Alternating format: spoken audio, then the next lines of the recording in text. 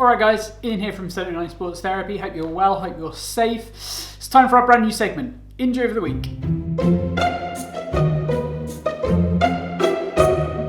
Okay, so today we're looking at one of the cases I saw earlier on in the week. It's one of our flatwater kayakers. So he's elite flatwater kayaker in and around the sort of GB program. Has recently moved from sprint across to more marathon racing. Had his first race of the season, first race of the year last weekend. It was a 10k race on the Thames in properly choppy conditions. And if anybody kind of knows water, there's kind of choppy water like we get it in the sea, which feels fairly constant. So the tide will flow one way or it will flow the other way. It gets a little bit sort of disrupted by obviously sort of wind, but it's a fairly kind of consistent flow to that. He was actually racing on the Thames, which actually has a little bit more churn to it, and that's partly just because of kind of how the sort of Thames is. A lot of his training takes place on a sort of fairly kind of flat water in quite a sort of narrow depth kind of stream, kind of river, whereas the Thames is actually pretty deep. And also has a lot of sort of transit, sort of traffic on there. So there's a lot of sort of boats, sort of big boats, sort of moving up and down the Thames. So there's a lot of wash. Obviously, there's sort of two banks, obviously, to the Thames, and effectively what you get is this churn whereby it's not a kind of consistent sort of movement. Obviously, racing in a sort of lightweight, streamlined kayak basically meant that he was getting kind of bounced around an awful lot. Effectively, what he got was K and a half into this sort of 10k race. And his whole system, whether that be through anxiety, through nerves, through him forcibly tightening up sort of cognitively to try and look after the boat, or because of the situation and surroundings, or because he's fighting the boat, so just trying to over brace, trying to sort of kill that movement in the boat, not working with the water but trying to work against this sort of big body of water.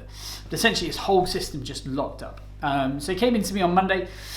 Everything was super, super tight. Look, we often kind of see him for a bit of sort of hip tightness, a little bit of lower back tightness, and that's pretty normal with kayakers, obviously, just because of positioning. It's quite an aggressive position for them to kind of be in.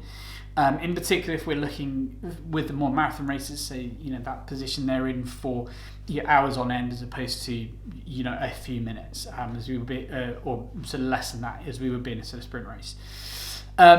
So yeah, we do typically kind of see him for a little bit of kind of hip lower back sort of tightness, but this was beyond. So really usually kind of quite a mobile guy, but just absolutely just no range of movement whatsoever. It actually kind of fundamentally flared up actually the day after that 10k race. So he was kind of sore, pretty kind of locked up, and then went to the gym the day after. Which I think was his second gym session back. So a loss of conditioning, obviously over sort of lockdown. Second gym session back, he did some bench pulls, which basically we kind of get a flat bench, barbell sort of underneath. We kind of hook our legs on and then do some pulls. Very, very kind of common with both rowers and also kayakers. As a kind of go-to movement. So it's not a new movement for him, not a new sort of lifting exercise, but basically just everything again just locked up, flared up sort of after that. So when we saw him on the Monday, basically kind of struggling to stay mobile. Hip flexors very tight, lower back very tight.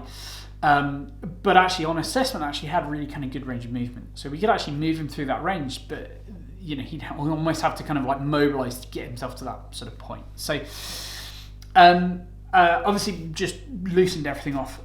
So very much everything was just stiff, very reactive to movement. So the musculature basically not allowing movement to kind of occur. His body essentially saying, I'm not happy with this situation, I'm not happy with you trying to move, so I'm going to forcibly stop you from moving and you're going to have to fight against me. So essentially we're just in a sort of state of just desensitizing that system, so just getting the whole system just calm itself down, the whole of the neural system kind of calm itself down, take away the hypertonicity, take away that sort of reactive spasm, and basically sort of facilitate better movement. Obviously that was Monday when I sort of saw him, and actually walked out of here, increasingly better, a lot more sort of good passive range of movement, but also really good active range of movement. Send him off with a few exercises, predominantly actually, like his mobility programs were really good, so it wasn't as if we had to add a lot, but we gave him just some really sort of simple like child's pose with a bit of side flexion. So again, looking at how do we open up the SI joint, how do we take away some of the tension then through QL, and also then lat as well. So again, quite typical with sort of kayakers with rowers because it's very lat dominant movement. So you get a lot of lat dominance with sort of lower back sort of discomfort. So again, how do we open that sort of system up in a very kind of efficient and sort of economical way, and then basically just his normal mobility program on repeat. So essentially he's mobilizing lots, trying not to kind of sit sort of too much, doing multiple rounds of mobility programming during the day. I actually spoke to him earlier on this morning. He did a paddle last night, so we basically set him off of doing any load Tuesday, Wednesday. Did a very, very light paddle, I think around sort of half an hour yesterday, so Thursday evening. Spoke to him this morning, feeling good, feeling mobile, still feeling mobile this morning, which is really good. So one of the things we look at when we're looking at sort of reintroducing load back into anybody's day, right? So whether that's our sort of elite athletes, or that's our sort of just sort of sedentary types. As soon as we're trying to add load or add stimulus back in, we always look at that sort of 24-hour window. So how does it react during the exercise? How does it react straight after the exercise? So when you've stopped, and then how does it react for the next 24 hours? If there's no reaction through that, you're all good. We can ramp it back up again. So today he is doing again more mobility, so again same programming, so mobility, get him to move, get the system to kind of calm itself down, open up space. Tomorrow will be another light paddle, Sunday will be another light paddle, again increasing time. Obviously we sort of see then Saturday, Sunday whether he can back that up day by day, obviously with the same sort of mobility, so the same processes kind of going on, so we're not changing any of that. I'll then see him next Monday, at which point we then put in a plan for how do we then get back to the gym and start actually loading that kind of process up. Obviously then with that, it's basically just about being progressive. So we're not putting him into a situation where it's like, you're fine, you're moving around during the day, doing some mobility, go and train as normal.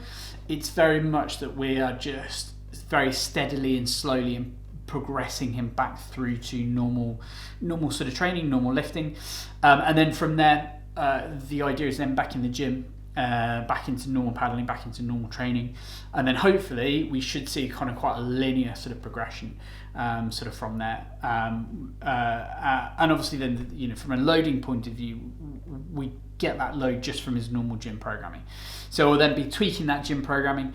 So rather than giving him specific exercises necessarily, it'll be a lot more tweaking that gym programming so that we can, facilitate the right load, the right sort of load stimulus at the right time.